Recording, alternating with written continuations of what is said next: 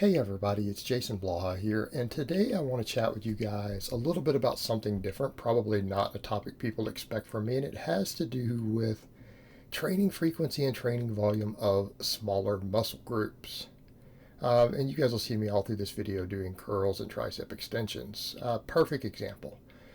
Now, I want to note here when we talk about this that this is not telling the novice lifters that they need to run out and do endless sets of curls. Because the problem is that when we discuss any of these topics for people who've already built a base, novices jump up and think, aha, this is my chance to add 37 more sets of curls every week. And then they don't train anything else and they stay tiny and weak and completely useless and they waste the first 2 years of their gym time. Right? That's what ends up happening. So just a reminder there for the novices, the bulk of the data tends to show that if you're pushing and pulling has adequate volume to stimulate good hypertrophy, at least your first 6 months or so, if not more, in the gym, you don't see additional arm growth by training them, right? You don't actually see it. I have as of yet to see studies confirming that adding curls or tricep extensions makes noobs' arms grow significantly faster if total training volume is high enough on the other stuff. Now, as we get a little more advanced, it becomes an issue.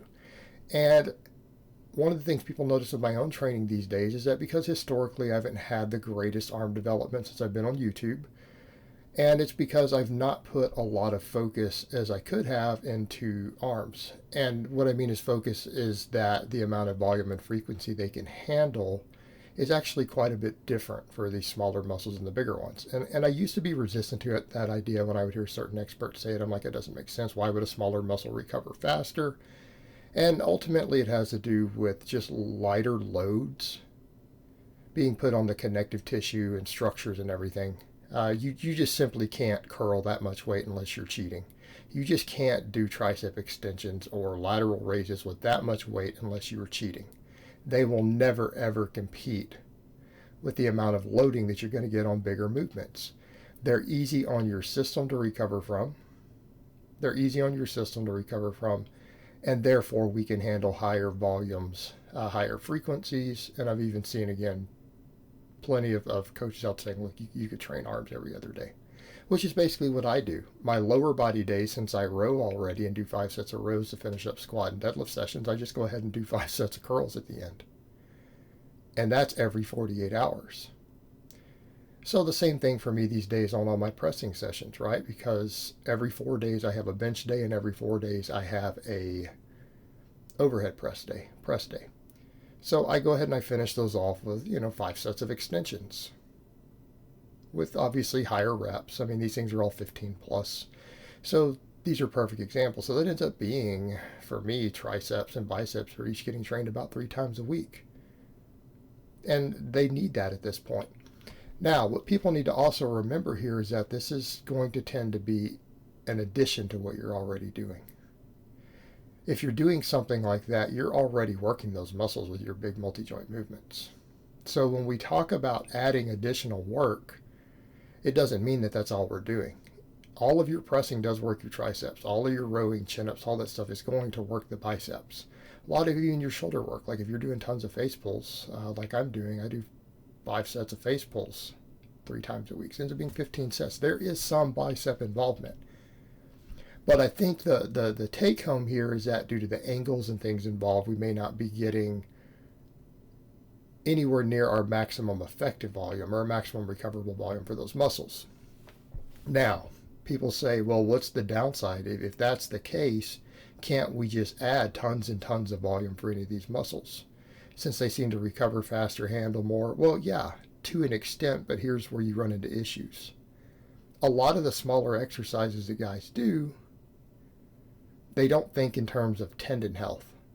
They don't think in terms of joint angle. So oftentimes what happens is that people who do this, they don't carefully select their exercises, or they come in and they do 4 different forms of tricep extensions or 4 different forms of curls or something silly like that. These are very simple muscles.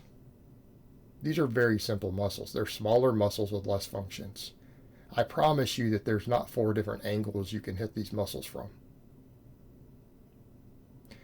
It's going to be at most 2. And it just has to do with certain heads and how much elbow you're moving relative to how much shoulder, things like that. Uh, they're not that complicated. The problem we have is that a lot of smaller exercises put undue stress on tendons at certain angles. Okay, so our concern tends to be tendinitis. Well, the tendinitis matters. If you're doing endless sets of these things without putting care into that, perfect example, preacher curls. Preacher curls put a lot of stress on the tendon, and it's not always good stress at the bottom of preacher curl. That's why a lot of people who do the preacher curl, what do? They don't go all the way down, because it puts stress on the tendon. Well, the stress on that tendon is going to affect your rows. It's going to affect your pull-ups, chin-ups, your deadlifts. So if you're doing large numbers of something like that without putting thought into that, it could be problematic. And it's not because we're getting good stress. There are exercises that put good stress on that tendon, like an incline curl with a dumbbell, probably better adaptative stress on that tendon. Preacher curl just tends to irritate it.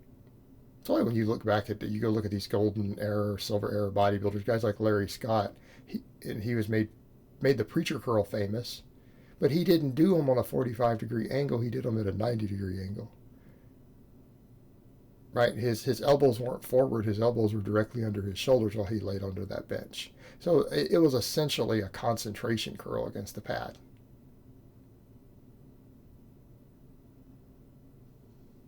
Same thing with a lot of tricep extensions. People will do variations that aggravate their tendons, because that's what bodybuilders have taught them to do. Stuff like, do a press down with your elbows locked to your side.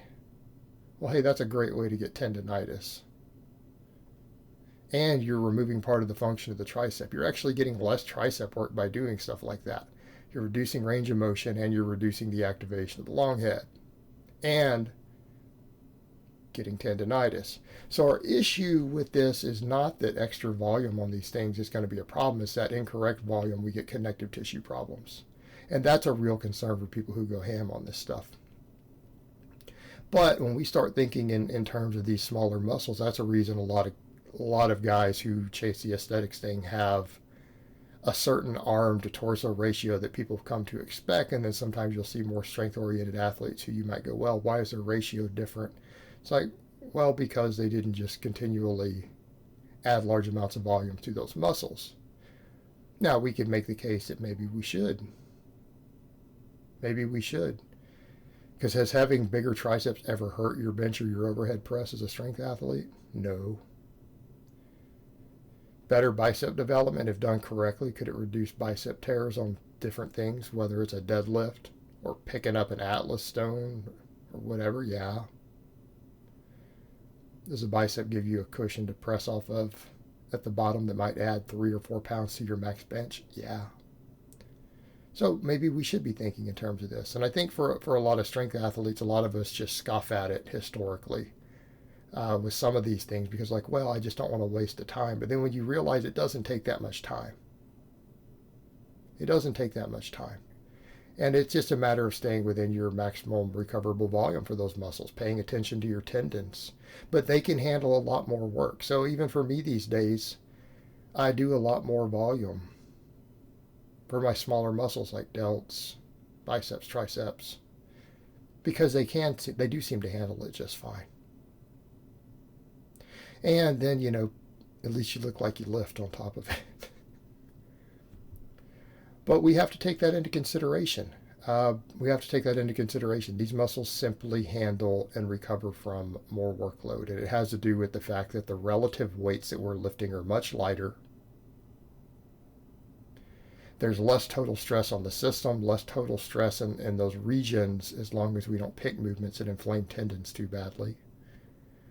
And they're all around just easier to recover from. So there's also a reason a lot of the bros do seem to be able to get away with just endless sets of arm work, even if they're not getting a training effect beyond a certain point. They don't seem to have major training fatigue issues from it, and because it's just not that fatiguing. Again, if you're careful with it, I'm not talking about doing cheating movements and swing. I'm talking about doing actual, what's the lightest weight I can get away with on this movement just to generate fatigue and reach muscle failure good form without beating up my tendons, and you tend to do fine. Same thing with some delt movements. A lot of delt movements can hurt your shoulder joint. Some of them are very easy on it. Face pulls are very easy on it. So it's just food for thought with this stuff. All right, guys, well, that's really all I have to say on that today. I hope it's been informative, and I will talk to you guys next time.